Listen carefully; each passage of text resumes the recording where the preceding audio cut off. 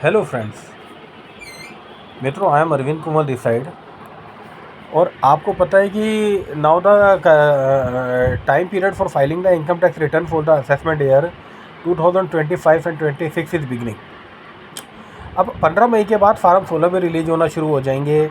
Annual information statement भी update हो जाएगा, टैक्स इन्फॉर्मेशन समरी भी अपडेट हो जाएगा। और CBDT ने अभी हमारे ITR 1 एंड ITR 4 को नोटिफाई किया है।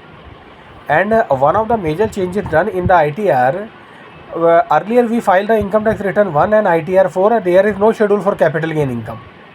वहाँ पहले कोई कैपिटल गेन इनकम का रिपोर्टिंग का शेड्यूल नहीं होता था।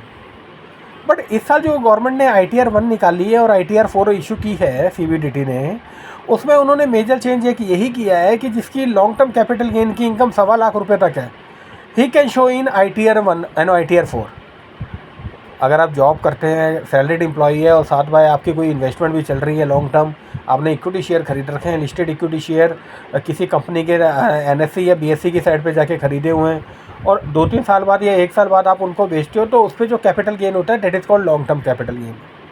तो अब किसी भी तरीके का अगर आपको long term capital gain 1.25 lakh रुपये तक है, then you can show it in ITR 1 and ITR 4। पहले ITR 2 फाइल होता था इंडिविजुअल के केस में, और अगर आपका बिजनेस इनकम है तो ITR 3 फाइल होता था, उसमें कैपिटल गेन की इनकम रिपोर्ट होती थी। बट इस साल ये छोटा सा एक चेंज किया है, तो बी केयरफुल, आप इसको रखिएगा। और इनकम टैक्स रिटर्न में फ़ाइल करते वक्त आपको कई चीज़ें ध्यान रखनी है। एक तो इनकम टैक्स रिटर्न आपकी ऑथेंटिक फ़ाइल होनी चाहिए, जो 139 सबसेक्शन 9 में डिफेक्टिव ना हो। फिर उसको वैलिडेट आपने करना है, 26 AS पूरा रिकन्सिलेशन करना है। फार्म 16 भी गवर्नमेंट ने हल्के चेंज किए हैं, वो नए वाले फार्म 16 के हिसाब से भरना है। तो ये सारी चीज़ें रिकन्सिलेशन करने के बाद आपने ITR अपनी फ़ाइल करनी है। Thank you.